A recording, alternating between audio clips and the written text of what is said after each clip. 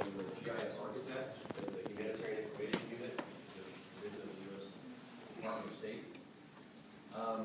What I want to talk about with you guys today is a process that we've had underway to increase access for high-resolution commercial satellite imagery purchased by the United States government. And how are we going to make that available to the crowd?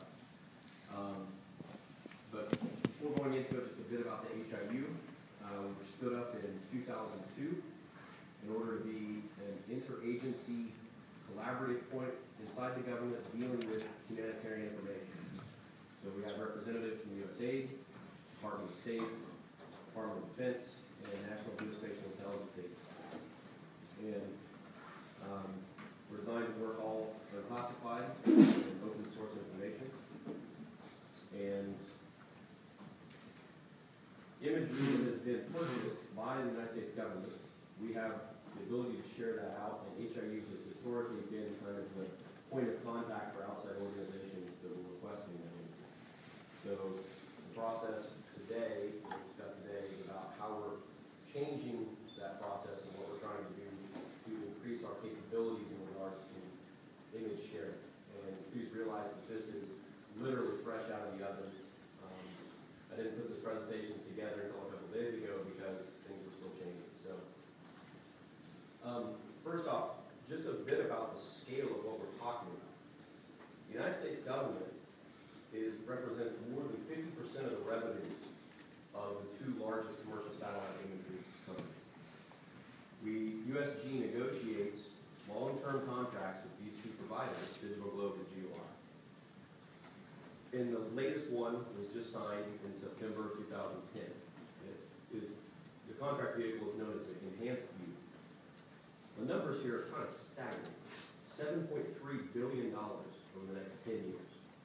Now that is the not to exceed value, so that doesn't necessarily mean that we're going to get to that number, but it potentially could. So if you just do some rough math, that's $60 million worth of high-resolution imagery a month. The previous contract vehicle that Enhanced View replaced was called NextView. And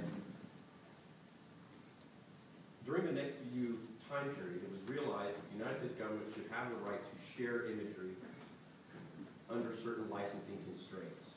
And so the Enhanced View contract inherits what is called the NextView license. And so we tend to refer to all this imagery as things that come from NextView. So I'm going to show you the NextView license is an amazing thing. You think with this amount of money, the typical terms and service, you would have this extraordinarily long document. The NextView license is one page, and it was written to be extraordinarily broad. And I just want to show you a couple points from that. So point one, it basically says, licensed users may generate any derived product from the licensed data. That's a key. So we buy the imagery, we have the right to pull off information from that imagery for our purposes. We have the right to share that imagery with any number of partners, state and local governments, foreign governments, intergovernmental organizations.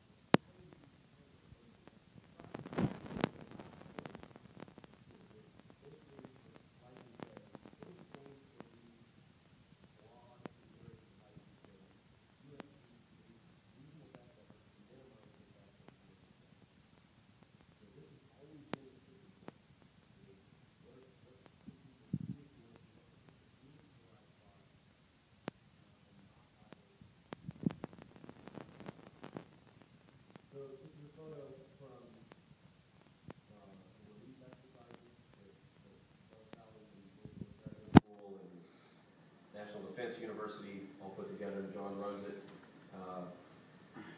This was an experiment that NGA put together to help try to figure out how to address these issues. What you see is a bunch of happy, smiling people, because this is the moment we've got on the phone 4 lawyers based back in DC going over the terms of this license. And this is the moment when they said that extracted vectors from NextView imagery produced by OpenStreetMap, those vectors could live in perpetuity in the OpenStreetMap database and not violate NextView. Which means, with that legal interpretation, we can link effectively the purchasing power of the United States government with the cognitive surplus of the crowd. Now you go back to that number of $7.3 billion worth of imagery. So the process is we're just getting started. It's going to take a while, 9 to 12 months probably, before we've got it all hammered out. So it's not as if imagery is just going to come shooting out. But we do have one pilot project underway now. We've passed 50 gigabytes, approximately 15, 16 scenes of imagery over the horn to both UNOSAT for use by the UN community and to Open Aerial Map and OpenStreetMap, basically.